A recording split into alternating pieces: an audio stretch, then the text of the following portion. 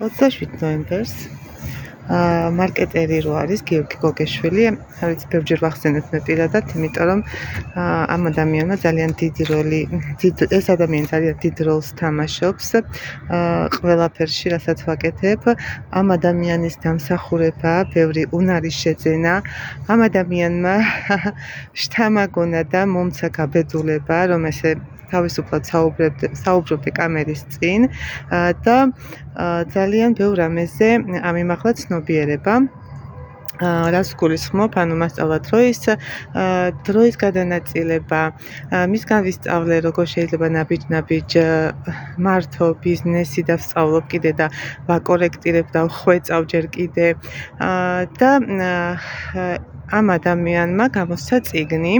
და სწორედ 27 ნოემბერს არის პრეზენტაცია, ონლაინ პრეზენტაცია ამ წიგნს და ვინც დაესწრება და ეხლა მოასწრებს 27 ნოემბრამდე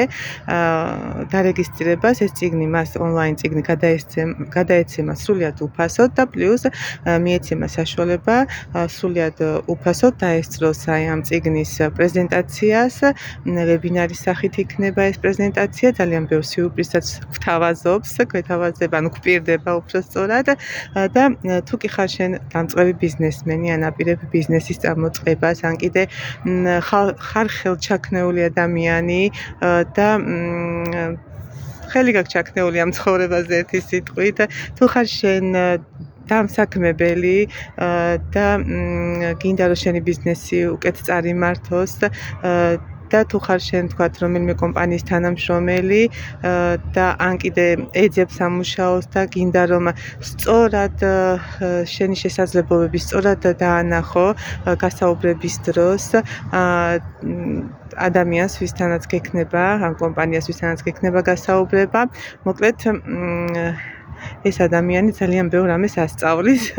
და არ გაუშვა ეს შანსი ხელიდან. ეხლა ამისით ხოლმე საერთოდ არ ვწერ ვიდეოს, საერთოდ არ იცის რომ ამ ვიდეოს ეხლა ვწერ ამ წუთას, უბრალოდ